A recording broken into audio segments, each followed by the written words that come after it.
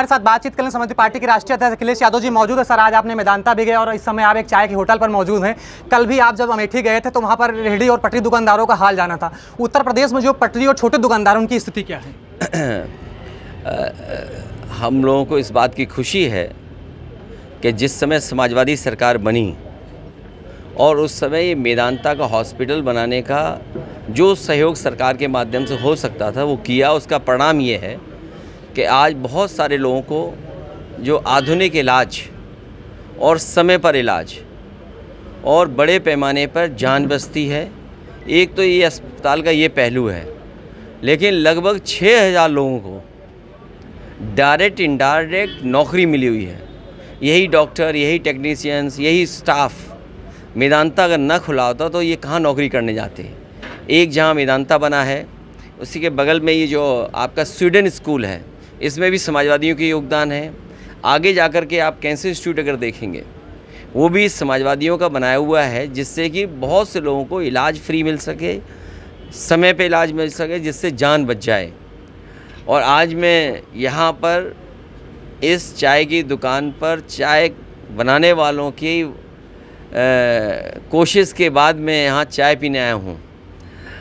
हम समाजवादियों का ये मानना है कि अगर छोटे दुकानदार, छोटे कारोबारी, उनको सहयोग और सरकार के माध्यम से मदद हो तो $1 ट्रिलियन इकॉनमी जल्दी बन सकती है।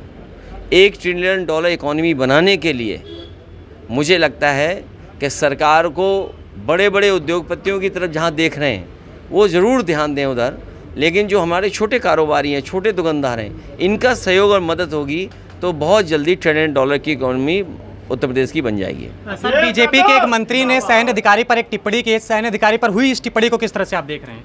कौन है ये मंत्री? सर, मध्य प्रदेश के एक विजय शाह एक मंत्री हैं जिन्होंने एक सैन्य अधिकारी पर टिप्पणी की है। सर, ये भारतीय जनता पार्टी का यही चरित्र है। भारतीय जनता पार्टी इसी तरह अपमानित करती है। भारतीय जनता पार्टी के एक नेता नहीं, इनके कई नेता हैं। ये वोट के लिए और